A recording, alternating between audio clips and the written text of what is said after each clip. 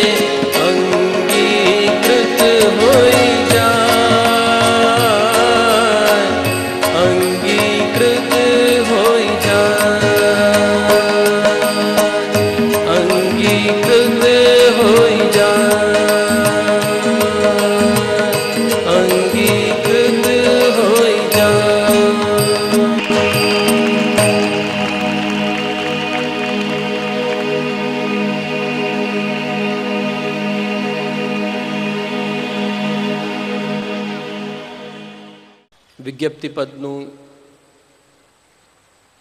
પૂર્વ ભૂમિકા આપે બહુ સુંદર બાંધી દીધી. હવે પછીના ઉત્તરાર્ધનું આરંભ કરું એની પહેલાં હું એક એવા વ્યક્તિને અહીંયા આમંત્રિત કરવા માગું છું કે આજે આનંદ આપણે લઈ રહ્યા છીએ.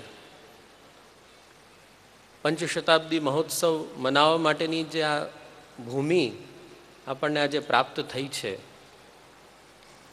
એમાં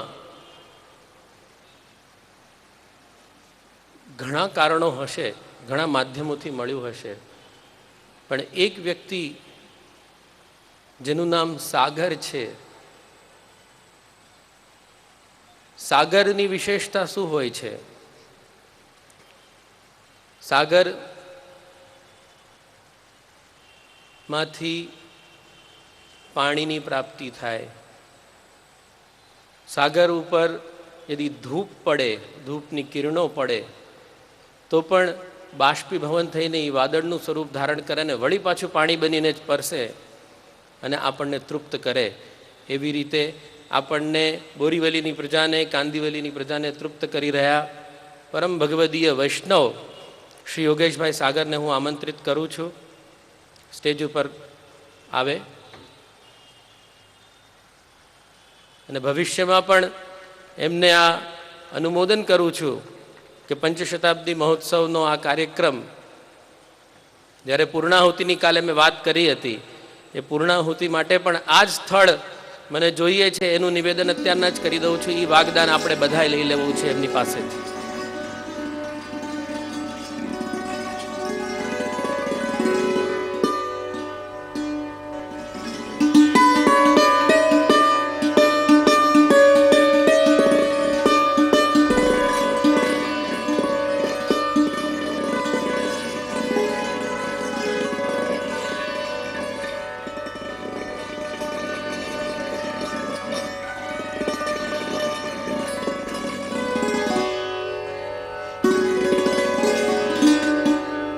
મહેતા ખૂબ સુંદર કાર્યકર્તા છે, એમનો પણ ખૂબ ખૂબ આભાર.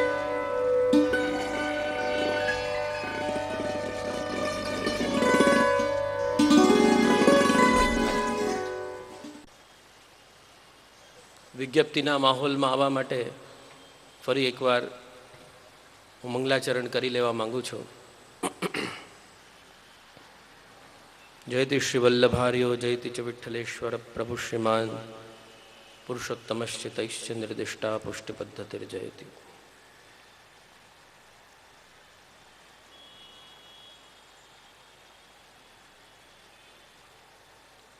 અત્રે પધારેલ મારા વડીલો, એમને મારા નમસ્કાર. અને પરમ ભાગ્યવાન વૈષ્ણવો, આપ સૌનું સ્વાગત છે.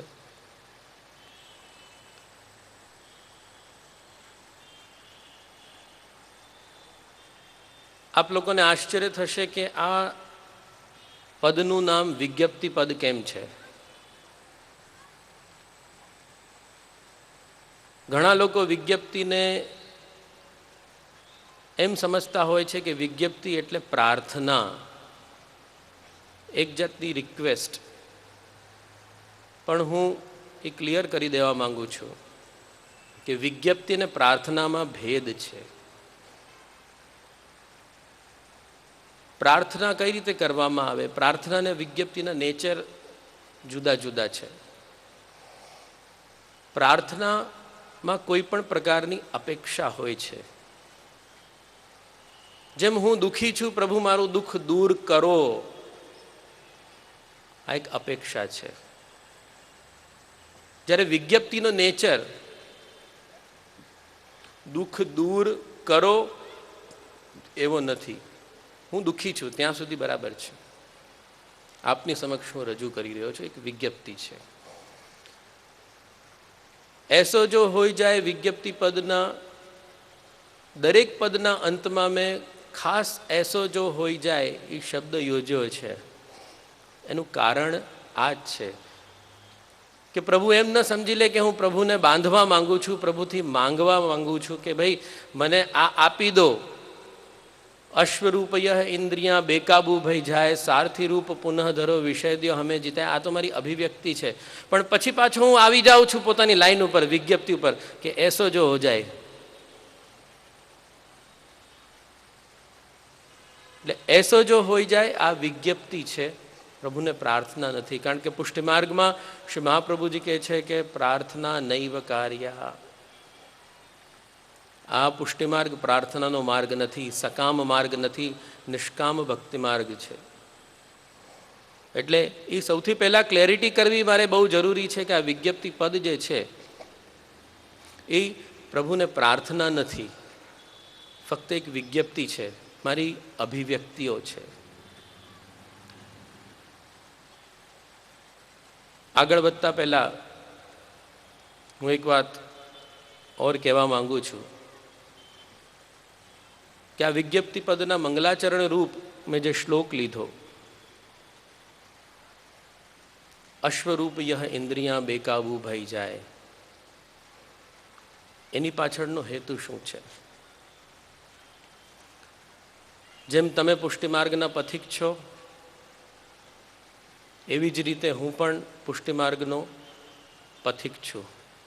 આ પુષ્ટિમાર્ગ ઉપર ચાલવા માંગુ છું. મને મારી મંઝિલ પ્રાપ્ત નથી થઈ, મને મારા પ્રભુ પ્રાપ્ત નથી થયા. હું સ્વીકારું છું આ વાતને. લૌકિકમાં કામ, ક્રોધ, લોભ, મોહ, મદ, માત્સર્ય આ બધા જ રીપુઓથી ઘેરાયેલો છું હું. મને કોઈ લૌકિક છોડીને ગયું નથી. દરેક પ્રકારના લૌકિકથી હું યુક્ત છું અને મારું જીવન ભગવત સેવા કરતાં કરતાં કાઢવાનો પ્રયાસ કરી રહ્યો છું. પણ એક વાત અવશ્ય હું કહીશ, જે મારી અભિવ્યક્તિઓમાં મેં પ્રગટ કરી છે, કે હવે લૌકિક પર ચાલતા ચાલતા, લૌકિક માર્ગનું અનુસરણ કરતાં કરતાં હવે થકાન લાગે છે.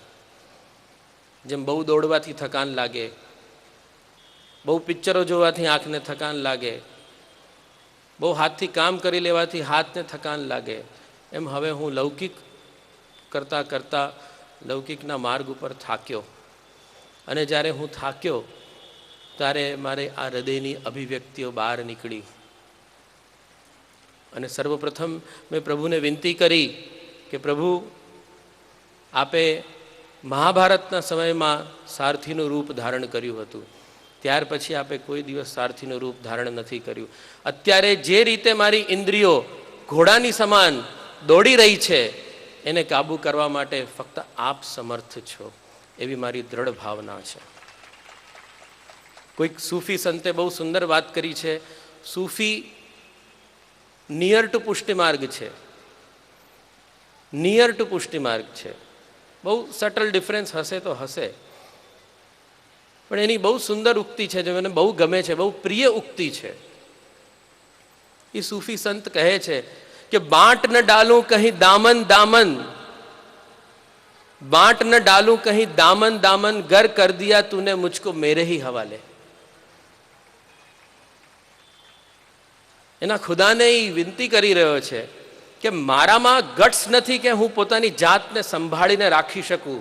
લૌકિક દામન ફેલાવીને ચોમેર ફરે છે, ચોમેર પ્રસરેલો છે, જ્યાં જુઓ ત્યાં લૌકિક લૌકિક લૌકિક માંગણી કરી રહ્યો છે. મારામાં એ ગટ્સ નથી કે હું પોતાની જાતને સંભાળીને રાખી શકું. તું મને નહીં સંભાળે પ્રભુ તો હું પોતાની જાતને વેચી નાખીશ, હું દામન દામન પોતાને વેચી નાખીશ. ઘર કર દિયા તુને મુझको મેરે હવાલે. તો મને પોતાની જાત ઉપર નહીં છોડો પ્રભુ, બાંધીને રાખો. ધ્યાન રાખજો, હું પ્રાર્થના નથી કરી રહ્યો, કારણ કે દરેક પદાંતમાં મેં ક્લિયર કર્યું કે પ્રભુને હું આ કહી રહ્યો છું કે એસો જો હોઈ જાય, આવું થઈ જાય તો અન્યથા ન વિચારતા. પ્રભુને આ મારી વિનંતી છે કે મારી સમસ્ત ઇન્દ્રિયોને આપ કાબૂમાં લાવો, મારા ઇન્દ્રિય રૂપ ઘોડાઓને, અશ્વોને આપ લગામ લગાડીને કસીને રાખો કે મારી ઇન્દ્રિયો તિતર બિતર ન થાય, લૌકિકના દામનોમાં વેચાઈ ન જાય. ઘણી બધી વાત મારે કરવી હતી પણ સમયનો બહુ અભાવ છે. ભગવદ ઈચ્છા હશે તો ક્યારેક સવિસ્તાર વિજ્ઞપ્તિ પદોનું હું વ્યાખ્યાન અને પ્રવચન નિકટ ભવિષ્યમાં ગોઠવીશ, ત્યારે તમને બધાને આમંત્રિત કરીશ. પણ વિજ્ઞપ્તિ પદનો પરિચય મળી જાય એટલું તો કમસે કમ આજે મારે બોલવું છે.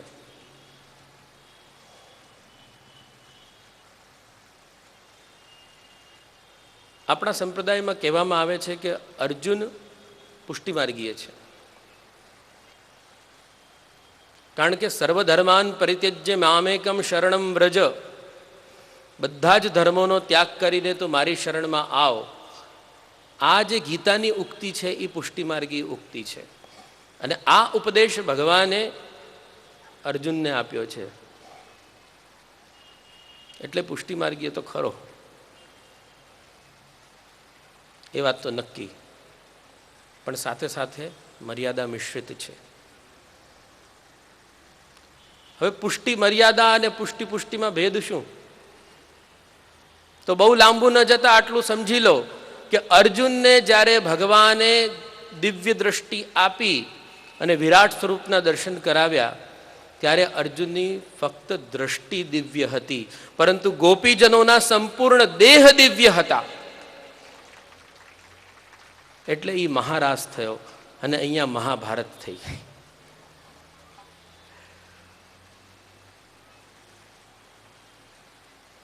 સંપૂર્ણ દેહની દિવ્યતા કઈ રીતે આવે એ તો આ વિજ્ઞપ્તિ પદોનું યદિ અવગાહન કરવામાં આવશે તો ખ્યાલ આવશે. પણ સમસ્ત ઇન્દ્રિયોને આવરી લીધા પછી મેં પાછળના દોહાઓમાં અમુક જે વર્ણન કર્યો છે એ વર્ણન હું અહીંયા સવિસ્તાર સમજાવવા માંગુ છું. આપ લોકોને સ્ક્રીન પર મારા ખ્યાલથી દેખાતું હશે, દેખાય છે? દેખાય છે ને? ત્યાં કયો છે દોહો? જરા જોરથી બોલો, મને જરા સમજાય, તમને વંચાય છે કે નહીં.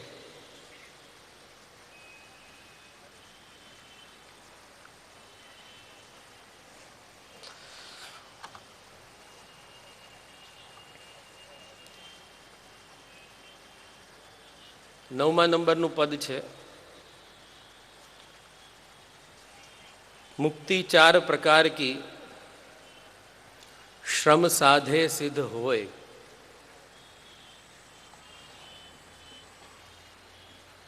साष्टि सालोक्य सारूप्य सामीप्य. मुक्ति 4 प्रकारनी वर्णन કરવામાં આવી છે. આ મુક્તિ કેટલી હેય છે ભક્ત માટે એ ભાગવતની ઉક્તિથી ખ્યાલ આવે છે કે દીયમાનમપી ન ગૃહ્ણાતિ. મુક્તિ આપવા માંગે તો પણ મારા ભક્તો મુક્તિના ચાહક નથી, મુક્તિના પીપાસુ નથી, મુક્ત નથી થવા માંગતા.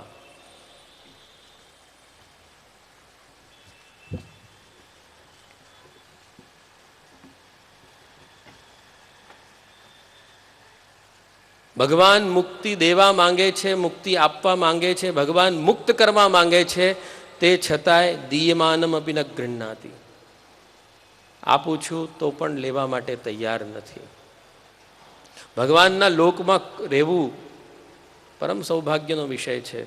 ભગવાનના સાનિધ્યમાં રહેવું પરમ સૌભાગ્યનો વિષય છે. પણ ભક્તને એવું શું જોઈએ છે કે જે ભગવાનના લોકમાં રહેવાનું ચયન નથી કરતો, ભગવાનની સન્નિધિમાં રહેવાનું ચયન નથી કરતો?